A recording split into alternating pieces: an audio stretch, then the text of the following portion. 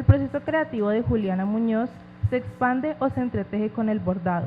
Se encuentra con él por primera vez en su casa, ya que su madre solía coser y bordar. Cuando se independiza, fue esa una de las razones para verse más seguido. Se dedicaban a hacer muñecas. Juliana les bordaba la cara mientras su madre hacía la ropa. Posteriormente, en el 2019, participó de un taller de bordado, donde aprendió nuevas técnicas y descubrió que podía darle una nueva presencia a los dibujos. Bordar se convirtió no solo en un espacio seguro, sino también en un medio por el que logra construir historias. Los hilos perdidos, su última novela publicada en agosto de este año, es el claro ejemplo de esto. Por medio del bordado, las letras se teje una historia donde se fragmenta la memoria de una forma dolorosa, pero de alguna forma bella. Y al mismo tiempo, la autora habla de sí misma y de las mujeres en su familia, quienes dejan una huella imborrable, además de incluir, por supuesto, el hilo que la une a su hijo. Juliana ha escrito otras obras, entre ellas su primera novela, 24 señales para descubrir un alien, que ganó el Premio Internacional de Novela Juvenil de la editorial Tragaluz en 2016. En 2017 fue considerado como uno de los mejores libros para niños y jóvenes por la lista de White Raven, y en 2019 ganó la convocatoria de estímulos del Ministerio de Cultura en la categoría de escritura de guión para largometraje infantil. En 2017 publicó Los días del hambre, en 2018 Mi hermana Juana y las ballenas del fin del mundo y también Diario de dos lunas. Su libro álbum de no ficción El vuelo de las jorobadas, publicado en 2020, ganó el premio del Banco del Libro Los mejores libros para niños y jóvenes 2021 en la categoría de libros informativos. El pasado 17 de septiembre fue traducido y publicado al inglés, y en 2022, junto a la obra La quitapenas, fue seleccionado para el catálogo Reading Colombia. En 2020 también publicó el libro en formato de papiro A la sombra de un naranjo. En 2022 publicó la obra de teatro La calle 8, Matrioska quiere ser, Niños de pelo largo, ¿Por qué Caperucita? Y Albina, que en 2023 obtuvo el reconocimiento internacional de la lista White Raven como uno de los mejores libros para niños y jóvenes del año. También en 2023 publicó Autorretrato en el jardín y Las cosas olvidadas. Entonces quisiéramos empezar justo con el tema de la literatura infantil, hablando de uno de tus primeros libros, que es 24 señales. Yo creo que igual ya debes tenerlo como un recuerdo porque igual ya está lejitos en el tiempo, ¿no? Han pasado como muchas cosas. 24 señales para descubrir un alien. Entonces nos gustaría si nos puedes compartir un poco sobre este libro, donde aparecen pues como de una manera muy central, yo pensaba como en los nudos, ¿no? O sea, en las relaciones familiares, pero también como en esos nudos que hay en las relaciones, ¿no? Puntualmente en este caso como con la relación con los padres. Tal vez por mi formación periodística quiero que esas preguntas sean respondidas, pero no soy suficientemente valiente para que la realidad las responda. O sea, y en ese momento, y supongo que todavía no era suficientemente valiente para enfrentarme a mi padre y decirle, ¿por qué has hecho esto, padre? Y este caso en la literatura es muy repetitivo, pues podemos pensar en Kafka y en la carta al padre, que es como, pues además si uno la lee uno dice, no, pues este pobre hombre estaba perdido y toda la culpa la tuvo el padre. Nunca sabemos la versión del padre cómo era, y es muy triste, pero uno se puede identificar, y ahí encuentro como un punto muy importante en la literatura, como estas historias escritas en otros tiempos y que tal vez son familias diferentes a las nuestras nos convocan de alguna manera y nos hablan de algo muy, muy interno. Entonces es algo que también quería yo hacer con esta pregunta, cómo la vuelvo no solo mi pregunta, porque mi padre de Juliana es así, sino por cómo la vuelvo una pregunta de alguien más. Y entonces le daba vueltas, y sentí en ese momento, y espero y creo que fue una buena decisión, que un niño me iba a ayudar a responderla, que que la niña que yo fui me iba a ayudar a responderla, no desde la realidad, sino desde la ficción, y ahí es tal vez el gran por qué leemos ficción y leemos novelas, cosas que no existen, y es porque nos alimentan de una manera en que la realidad ya no nos alcanza.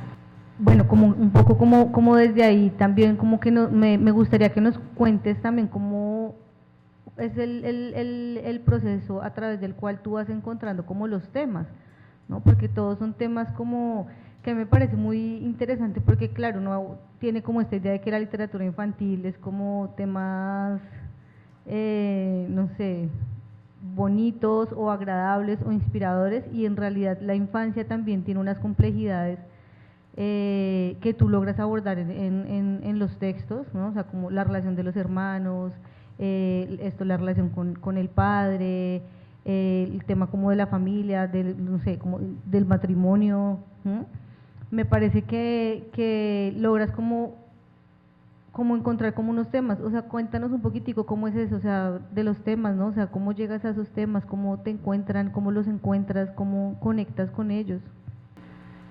Porque no se trata de yo sentarme a pensar y a pensar mucho de, bueno, ¿qué escribo ahora? Sino que es como de repente hay algo en lo que me fijo, y tiene que ver cómo ese pasado me habita, tiene que ver cómo hoy en día uno lo puede ver como uno lo sigue persiguiendo los fantasmas del pasado, o uno lo sigue como el comportamiento de uno sigue estando mediado por algo que sucedió en el pasado. La infancia es pasado, el pasado también pudo ser la adolescencia el año pasado, o sea, no todo es infancia, pero la infancia tiene algo muy interesante y es, ya pasó, ya es una historia completa, y ya es una historia que uno puede mirar con distancia. Y siento que muchos de los temas que me han abordado están ahí porque los puedo ver como la gran imagen. Puedo decir, ok, acá está el inicio, acá está el final de esto, y así empezar a jugar con ellos y a darle la vuelta. Ha empezado a aparecer más temas más cercanos, como en los hilos perdidos, que ya hay unas mujeres adultas, ya hay una pregunta por ser madre, por la madre que ya es vieja, etcétera. Y son historias que pues siguen pasando en el presente, pero de cierta manera eso, hay una distancia. Quisiera que me pregunto, bueno, en el futuro, ¿de qué estaría hablando que me está pasando hoy? Eso sería muy interesante, pero creo que los temas surgen así, como hay algo, no necesariamente que no se haya resuelto, sino hay algo que me habita y que quiero encontrar ese origen, y para encontrar ese origen también quiero fabularlo, y quiero hacerle una historia. Y a veces pueden ser temas que como muy raros, por ejemplo La Calle 8, que es una obra de teatro, es de una niña que vive en la calle 8, y es una niña que posiblemente es una habitante de calle, que cuida los carros de esta cuadra, que un día se encuentra pues una pareja de palomas, una paloma muere y no quiere que la otra paloma muera de pena moral, y quiere enseñarle poesía a esa paloma. Es como eso que tiene que ver con tu vida, donde como que te busca este tema, y ese tema de hecho tenía que ver con la calle en la que yo vivía en la infancia, de ahí salen como los personajes, pero esta niña es un personaje que yo escuché una historia de una mujer habitante de calle que rescató un violín perdido, y ella no sabía el tesoro que tenía entre manos. Es como una historia que ya no hace parte de mi vida, y yo esta historia, y le daba vueltas. Lo curioso es como que dándole vueltas empecé a hacerle preguntas a esa mujer que no conozco. Pues nuevamente la ficción, cómo te llena esos vacíos que la realidad no alcanza, y se fue creando este personaje de la niña de la calle 8 que se llama Solecita. Luego terminé escribiendo un cuento que es el cuento de la mujer del violín en Las Cosas Olvidadas, que es mi libro de cuentos. Pero entonces como que las historias se van como también mutando y se van transformando en otras cosas. Y así funciona como mi mente, es como que hay unas conexiones casi caprichosas, y es irle haciendo preguntas porque quiero entender, porque soy curiosa, porque sí, como que no puedo soltar esa idea, entonces tengo que inventármela. Entonces, no sé si nos puedes como contar un poquitico sobre ese ejercicio, como de, hay una frase que dice como el talento es la disciplina. Si nos puedes contar un poco como de esa disciplina que te haya como, o de esa pasión, no sé, obsesión por la escritura, como que nos quieras contar sobre eso. Se ha transformado como mi actitud frente a esa obsesión por los temas. Sí, diría que es una obsesión, y es una obsesión, pero en un sentido positivo. Creo que es una obsesión buena porque la transformo en arte, o esa es mi intención, transformarla en arte. Creo que ha cambiado como cuando estaba estudiando mi carrera de pregrado en el periodismo. Yo realmente quería escribir ficción, quería escribir cuento, y escribía, y me llevaba como unas decepciones muy grandes, porque no entendía cómo hacer que saliera de mi pantalla del computador, es decir, ser leída. En aquella época no se usaban ni los blogs, no había redes, no nada. Entonces, pues quedaba como la opción de mandar a concursos, publicar, pues era como, no, ¿cómo se hace esto? Uno no sabía ni siquiera cómo contactar a un editor. Entonces había como días así muy malos en los que no veía como pensaba, pero ¿para qué? Pensando el para qué casi como algo muy de producto, como ¿para qué hago esto si no va a ser un libro? ¿Para qué hago esto si no va a ser leído por otros? Soy muy mala, y me daba súper duro, como no sirvo para esto, obviamente no voy a hacer esto nunca, y cerraba la pantalla y me ponía brava, y al día siguiente decía, ay, otra vez quiero volver a escribir esta historia, y otra vez quiero volver a esta historia, y volvía. Y es algo que pienso hoy en día y digo, es que yo escribiría aunque no me publicara nunca más en mi vida, aunque nadie me volviera a leer nunca más en la vida. Ojalá no pase eso, sería muy terrible, pues porque se ha vuelto mi profesión, mi oficio, lo que hago, pero igual lo haría. Es una necesidad, y es una necesidad que viene de pasar mucho tiempo en mi cabeza. Y ahí volvemos como a la palabra de la obsesión, y eso me costó mucho trabajo entenderlo al comienzo como del oficio, porque atravesaba mucho estos periodos de no sirvo para esto, no lo voy a intentar más, y lo volvía y lo hacía. Hoy en día, ya como con la experiencia, tengo un mal día de escritura, no se me ocurre, estoy bloqueada, y sé que es parte del proceso, sé que es completamente normal, lo dejo ahí y digo, mañana vuelvo la próxima semana, no es el momento, como no me pongo de dramática, de decir, no voy a hacer esto nunca más, sino ya pasará, y tengo que salir a caminar, y tengo que salir a dar una vuelta, y tengo que hacer otra cosa, y tengo que mirar Netflix, y ya pasará, y no me voy a agotar tanto a mí misma con toda esta serie de pensamientos. Quisiera como que nos contaras un poco cuál es tu visión o tu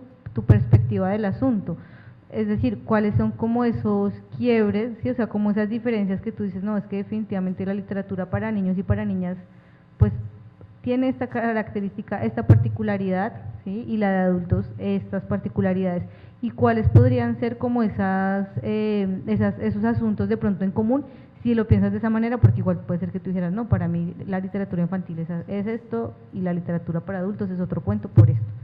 Alguien me preguntaba hace poco cómo fue ese salto de la literatura infantil a la literatura de adultos, como que has venido escribiendo esto y ahora pues mi última novela es para adultos. Yo pienso, no es un salto, y no lo es empezando como por todo lo que respeto la literatura infantil, porque coincido con Andrueto, es literatura y punto, Pero por supuesto que si igual quiero incluir a un público infantil, hay que pensar en unas características que también convoquen a ese público, que no siempre uno las piensa en todos sus libros. En mi último libro pues yo no pensé en convocar también a un público infantil, eso hay que pues decirlo. En este momento del conversatorio quisiera preguntarte sobre el libro Perder el hilo. Bueno, sabemos que tus obras suelen combinar lo cotidiano, lo íntimo y lo simbólico, y como en este libro lo logras entre la memoria y el bordado, convirtiéndolos en una manera de contar historias. ¿Tú cómo crees o cómo llegas a entretejer esta relación tan sutil y poéticamente creada entre el bordado, la vida y la escritura? Los hilos perdidos es una novela que habla de una mujer que va a visitar a su madre a una casa de reposo. Su madre está perdiendo la memoria, y hay algo del pasado que esta hija quiere conocer, entender de sí misma, de su propia madre, quiere como que se le está haciendo tarde para conocer a su madre. Esta madre se está desvaneciendo, al uno perder su pasado, al uno perder su memoria, se pierde a sí mismo. Y está esta angustia, ¿cómo rescato este pasado? Y se da cuenta que las manos de la madre aún conservan su memoria. Entonces hay un tema ahí que quiero trabajar mucho, y es el cuerpo también como algo pensante, no solo una mente racional, no solo la palabra, sino el lenguaje de las manos, esos gestos o sea, dar un abrazo es decir un montón de cosas, y es algo tan sencillo, tan primario, o primitivo o intuitivo, y lo llevo entonces a la labor del bordado, el tejido, la costura, porque tiene que ver con tomar un material, o sea, algo tan o sea, con tantas posibilidades como un hilo, tomar un hilo, un simple hilo perdido, convertirlo en un saco que abriga, convertirlo en una obra de arte, convertirlo en un mensaje, convertirlo en un vestido que embellece, o sea, como ahí sí es la materialización de la palabra, es la materialización de un gesto de cariño. Entonces, mientras estas dos mujeres bordan, se reencuentran, y la madre puede ir recordando cosas a medida que va ella bordando, entre las cuales en esta novela en concreto tiene que ver con una hermana que está desaparecida y no se sabe si murió, si se fue, y creo que también interpela en un territorio que vivimos de mucha violencia, y que pues está esta angustia del que no ha vuelto, qué ha pasado con esa persona. Entonces ahí empieza a ser como para mí muy claro el tema de memoria, hilo, relaciones familiares, y pues historia, narrativa. A mí me gustaría preguntarte más que todo en el proceso creativo de la portada de tu novela, Los hilos perdidos. Me gustaría preguntarte cómo, bueno, en una de tus cartas mencionas que por medio de este bordado querías representar no solo a las tres protagonistas de la obra, sino también a las tres parcas del destino con quienes las comparas. Me gustaría preguntarte qué es lo que querías representar exactamente, como por medio de esta triada, que no es como una triada convencional, por decirlo de alguna forma. Y todo el proceso fue así, como dije, bueno, tengo a mis tres protagonistas, las dos hijas, la madre, podría abordarlas a ellas, pero sería muy literal. Está esta figura, esta triada con la que las represento en el mismo libro, que son las parcas del destino, la que hila el hilo del destino, la que lo mide y la que lo corta. Y cuando pensé en estas mujeres, en estas hermanas del destino, pensaba en un cuadro de Frida Kahlo, que seguro que son dos Fridas, son el cuadro de las dos Fridas, que están una sentada al lado de la otra, y están así como unidas con unos hilos de sangre y como con el corazón abierto. Y yo decía, yo quiero hacer como algo así, o sea, es pensar también muchos referentes visuales. Entonces, Parcas, Frida, pero entonces ya no serían como 2 Fridas, sino como si fueran 3 Fridas, y son como 3 Parcas. Pero normalmente era como yo sentía que era muy literal si eran mujeres, si bordaba mujeres. Entonces, desde lo simbólico dije, bueno, ¿cómo conservo esta triada y esta idea de estas Fridas, de estas como espejos de sí mismas, pero con algo más simbólico? Entonces dibujé un círculo y este círculo lo fragmenté en 3 pájaros y los separé así como con tijeras, y esos fueron los pájaros que finalmente bordé, que ahí se ven, acá está. Que son pájaros que si uno los uniera forman un círculo perfecto. Pero me gustó esta idea de pues se fragmenta este círculo, así como se fragmentan nuestras relaciones familiares, somos un círculo, pero cada uno toma sus caminos, pero aún hay hilos que nos unen, hay hilos que se ven, que como que sabemos que nos une nuestra familia, y hay hilos perdidos, hay hilos que no sabemos que están ahí, que los tenemos que buscar para seguir teniendo como ese lazo con quienes amamos.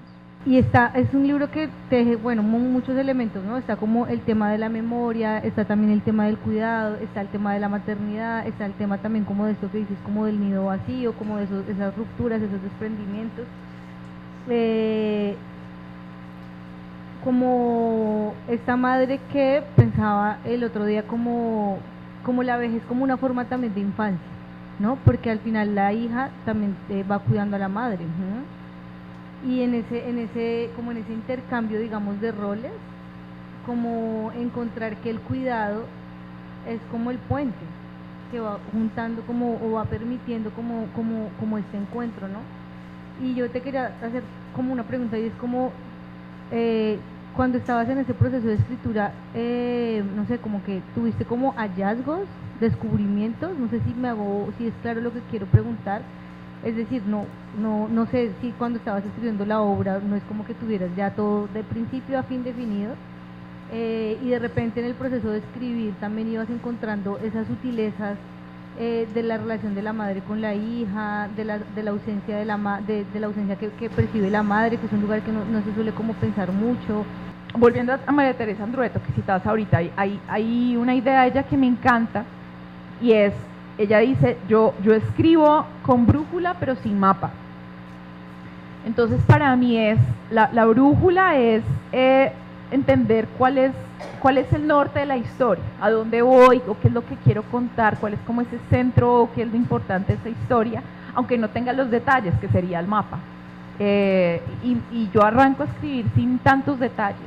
Entonces yo sabía que quería en este libro hablar de todas las metáforas del bordado, sabía, incluso el tema de la hermana desaparecida apareció, fue después, desaparecida apareció, sabía que era como con la madre, o sea, como que tenía alguna idea de cosas, sabía que lo quería contar en primera persona, que me parecía como más íntimo, como hay unas cosas que sé que me permiten empezar a escribir. O sea, ¿quién va a contar la historia? Es como lo que ya tengo que saber, como una brújula.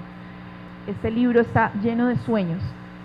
Son sueños que yo en realidad tuve, y son sueños relacionados con bordado, textiles, o sea, como sueños en los que literalmente aparecían los hilos de alguna manera para representar una cosa muy surreal, y yo los anotaba, y entonces tomé mi libro de sueños y los pasé al documento, y dije, ahora ¿cómo entrelazo estos sueños con la historia? Y los sueños en este libro me ayudaban a contar cosas que en la historia yo no quería que fueran literales, y como que me iban también marcando el paso, y lo reacomodaba y decía, uy, este sueño acá me ayuda a hablar sobre lo que ella está atravesando en términos emocionales, amorosos, este sueño aquí me ayuda a hablar de ella cuando le corta el pelo a la madre, porque soñé con algo del pelo. Entonces como todo un rompecabezas que yo iba armando pues, en un documento, y finalizo como con una escena que me pintó muy bien, y es, alguien hablaba alguna vez de cómo Cortázar escribió Rayuela, y me encanta como la imagen de él escribía todos estos capítulos y los tenía regados en un cuarto muy grande, y entonces como que caminaba sobre estas hojas regadas y las reorganizaba, y eso es Rayuela, ¿no? Un juego de a dónde vas ahora, y como cuál es el orden de todo este rompecabezas, y él lo tenía de una manera muy física. Y pues yo no los imprimí, no los puse en una habitación, pero sí tenía como en mi pantalla ese esquema en grande que tenía que reorganizar, y que de alguna manera es también como suerte y espontáneo. Más que preguntarte como, bueno, cuáles son los datos autobiográficos, qué sí es y qué no es real, de pronto como conversar un poco sobre cómo se entreteje justamente todo esto, ¿no? O sea, como la ficción, la autoficción, la memoria, que también es un poco de ficción, ¿no? ¿Cómo lo ves en tu proceso de escritura en este libro? Hay unos temas que me están rondando, que me obsesionan, y yo tenía un montón de anécdotas familiares relacionadas con las mujeres de mi familia, como muy sueltas, y ahí es donde aparece esto, cómo las entretejo. Y creo que el tema del hilo, o sea, literalmente el hilo era lo conductor. Porque, por ejemplo, hay un episodio que sale en el libro que nace de algo que le pasó a mi abuela. Mi abuela tuvo 13 hijos, y vuelvo a mi abuela, ella tuvo unas gemelas idénticas, y para poderlas diferenciar, las nombraron a cada una, y para poderlas diferenciar, a una de las gemelas le pusieron un hilo en el dedo del pie. Tristemente, a los 3 meses una de las gemelas murió, cosa que además también era como tan normal en esa época, como la mortalidad infantil era impresionante, y se perdió el hilo, y también de ahí viene el título, Los hilos perdidos. Se perdió ese hilo y no se supo qué gemela murió. Imagínense eso tan impresionante, y mi abuela además, o sea, como que desde los de afuera era, ¿y qué importa? En el sentido de, ¿qué importa cuál se murió? Son iguales, todavía no tienen como una identidad, puede ser cualquiera, ¿no? Pero para mi abuela era, pues no, era súper importante saber cuál se había muerto, si Sor Teresa o María Mar, y para saber cuál quedó, cuál se fue, a cuál duelar, ¿no? También. Y esto era como muy, muy impresionante. Y que dependiera eso de un hilo. Entonces vuelve ahí el tema del textil, que mi abuela vivía en este mundo en el que los fantasmas andan por ahí con los vivos. O sea, ella cuenta esto no como una racionalización de estaba yo tan en el delirio que no, es como, no, es que pasó así, llegó el fantasma de mi bebé. Que eso tiene muchos 100 años de soledad, ¿no? Los muertos están ahí caminando con los vivos, y para los que están ahí es súper normal. Mi abuela vivía en ese mundo, y eso me parece una cosa extraordinaria. Y entonces la bebé muerta le dijo que si no dejaba de llorar ella no podía descansar. Y así mi abuela tuvo como que armarse de valor y de fuerza, y de levantarse de la cama y seguir adelante. Y luego, o sea, como relacionado con esa historia, hay un cuento de los hermanos Grimm que se llama La mortajita, que tiene que ver con un bebé muerto que no puede descansar porque su mortajita, que es el vestido fúnebre, está mojado con las lágrimas de su madre. Yo decía, qué interés, qué bello que mi abuela, que seguramente no se leyó los cuentos de los hermanos Grimm, tenga una historia que se conecta con esta historia arquetípica de tantos años atrás, y que vaya por ahí, que vaya por el tema del el tejido fúnebre, el tejido mojado, la vida, la muerte, el duelo. Y esta historia, pues eso, yo la escuchaba desde que era una niña, y estaba ahí en reposo, y era, pero ¿cómo cuento esto? ¿Cómo lo hago algo más que una anécdota suelta? Y se vuelve una historia en el libro, que es importante, la mujer que está perdiendo la memoria, y la conecté así, es cuando está perdiendo la memoria, piensa que es su hermana muerta. O sea, como lo que imagino es que es una de mis protagonistas es esa gemela que quedó viva y que cuando estamos perdiendo nuestra identidad, tal vez pensamos que somos otra persona y que seguramente es una persona que estuvo muy cerca, pues una gemela. Y ahí es donde empiezan a encajar esas piezas y eso es algo muy bello de escribir, de la literatura, y que no ofrece ChatGPT nunca. Pues si nos puedes contar un poquitico de ese encuentro que tú has tenido con el bordado. Desde que encontré el bordado, a ver, el textil como lo leíste todo el comienzo ha estado en mi vida, mi madre costurera, está ahí presente, están estas anécdotas de hilo, pero cuando ya llega a mi vida, que fue hace no tanto, que fue un poco antes de pandemia, pues algo que pasaba es que uno pasa mucho tiempo bordando, si a uno le gusta, o sea, se me volvió una adicción, como una meditación en movimiento, porque es algo que me permitía ir creando algo mientras la vida continuaba. Y creo que ahí uno empieza a aferrarse a veces a lo material, no digo lo material como el dinero, sino a los tesoros, a la prenda de la persona amada, al anillo que te heredó la madre, o sea, porque lo material es como un poco el testigo de esa historia, pero ¿qué pasa si eso material fue lo que salió de tus propias manos? Y eso me parece muy poderoso porque es volver a esta idea de las parcas del destino, y es yo misma hilé esto que ha sido mi vida. Y eso lo encuentro como muy poderoso, entonces siempre estoy bordando porque siento que ya desde que encontré el bordado no hay tiempo perdido. Me gustaría preguntarte, bueno, esas cartas, ¿cómo nacieron? ¿Cómo es el proceso para escribirlas y enviarlas cada 2 semanas? ¿De dónde nace como esa inspiración para que cada carta sea como tan significativa y tan única y que logre llegar a los lectores? Para ponerles en contexto, que no sepan que estamos hablando con las cartas, a mí me gusta decirle así las cartas a mi newsletter, que es como, yo digo, es una nueva forma de hacer un blog, pero es algo que les llega a sus correos electrónicos si se suscriben. Si se quieren suscribir, buscan en Google Perder el Hilo, Juliana Muñoz, ahí les aparece suscribirse, es gratuito. Nace de querer compartir algo más profundo, no tan como efímero como pues como lo que uno suele compartir en redes sociales.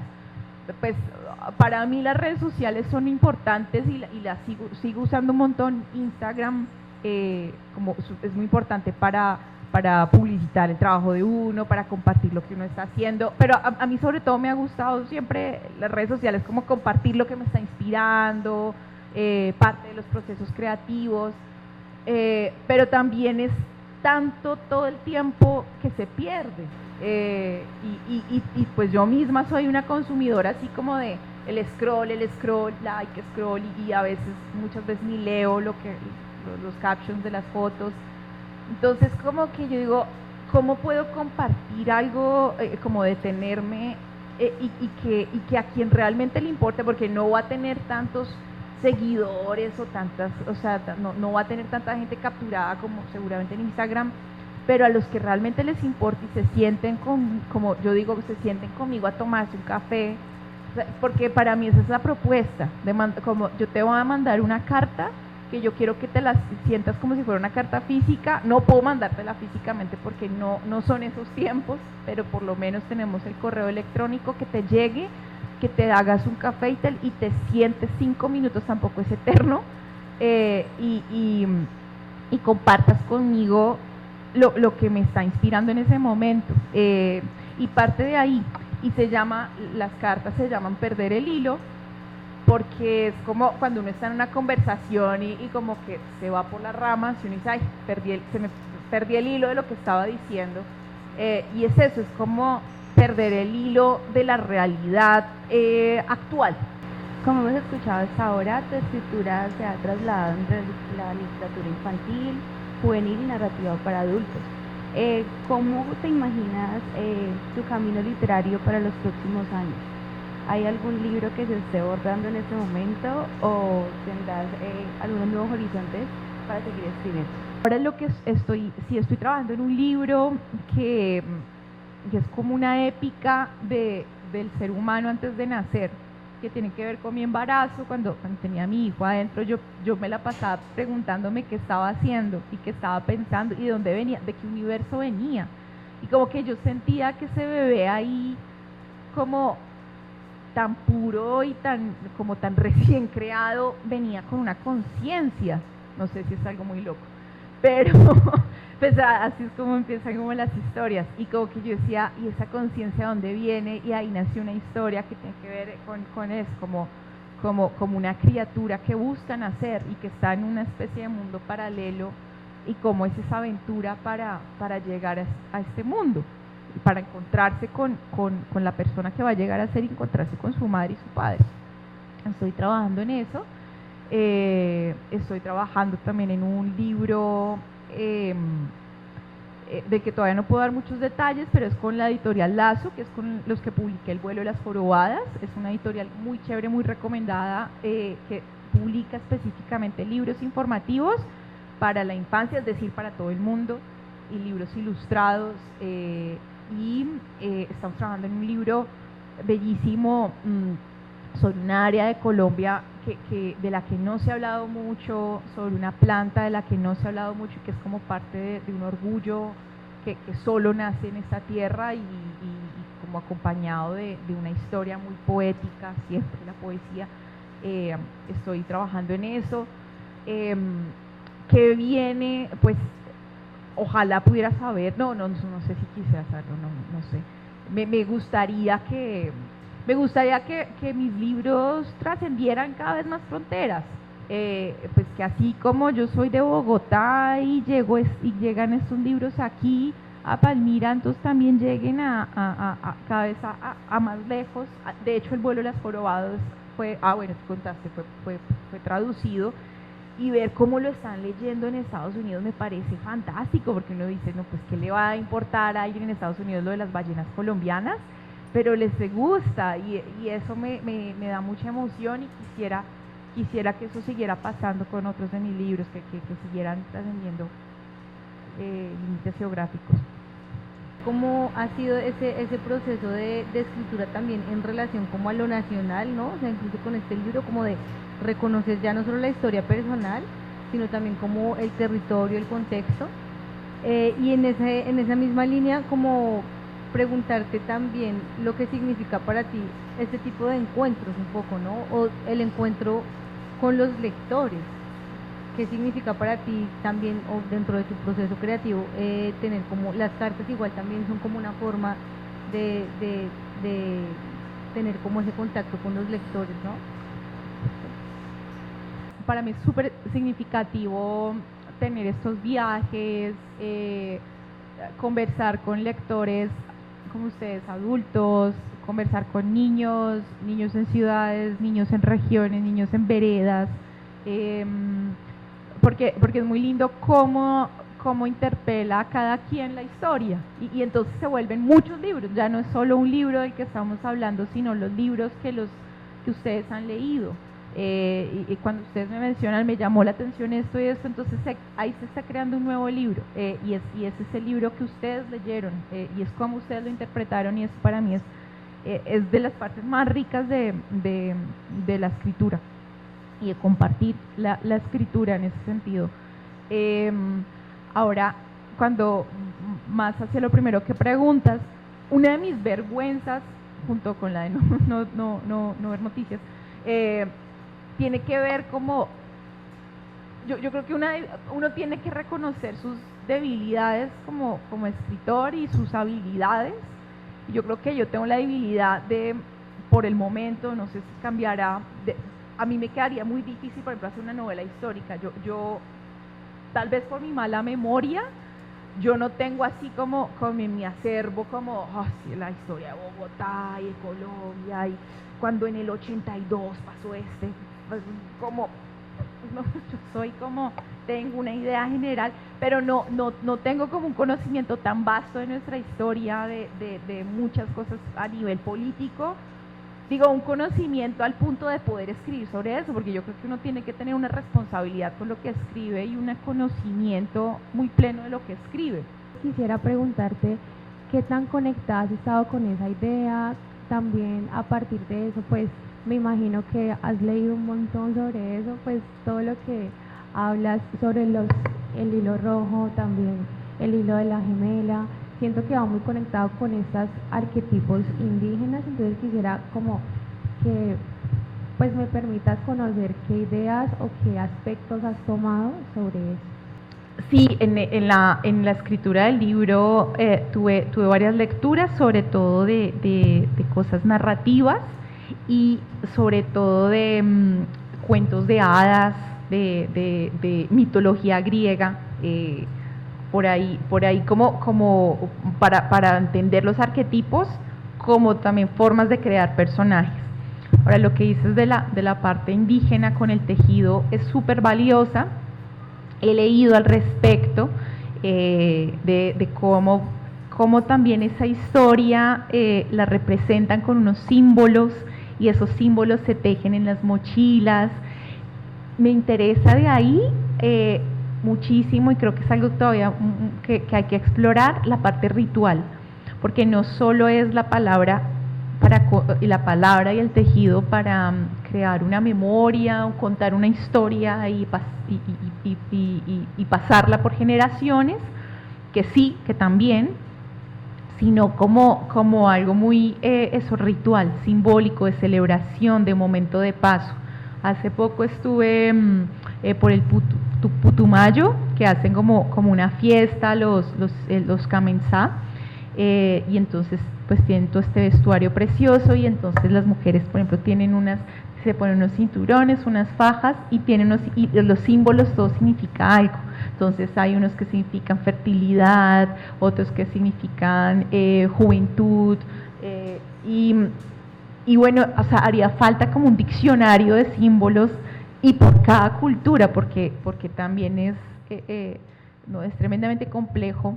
Uno dice a veces como lo indígena y es, cada pueblo tiene su constelación diferente, pero me interesa ahí también eso, el cruce con lo celebratorio, lo ritual y ese significado casi místico que se le puede dar a la palabra. Quería preguntarte, ¿por qué escoges esa narración en primera persona? ¿Qué representa ese tipo de narración para ti, el que sea en primera persona? ¿Qué te motivó a escoger ese tipo de narración? Esa primera persona me permitía que hubiera cosas escondidas que la protagonista no sabía y que iba a ir descubriendo y que el lector iba a ir descubriendo con ella. A veces si uno usa un narrador omnipresente, omnisciente se dice, tú puedes ir como de personaje en personaje y casi que es muy difícil ocultar algo porque lo sabes todo.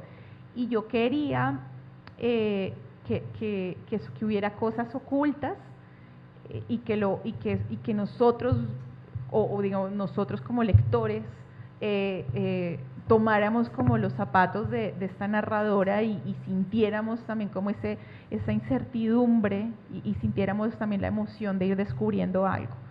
Y también porque esa primera persona me permitía como la parte como más reflexiva, no solo como narrar y una acción que es importante en la historia para que se mueva, pero también a mí me interesa mucho la apreciación, como hay un momento en que se queda mirando un papel de colgadura y pues uno podría decir, si es una cosa descriptiva, pues es aburridísimo quedarse, pero si a ella le convoca algo, le hace unas preguntas, ella lo conecta con algo como muy personal, ahí es donde también se expande y no es aburrido, sino que eso es reflexivo y eso me lo permitía la primera persona.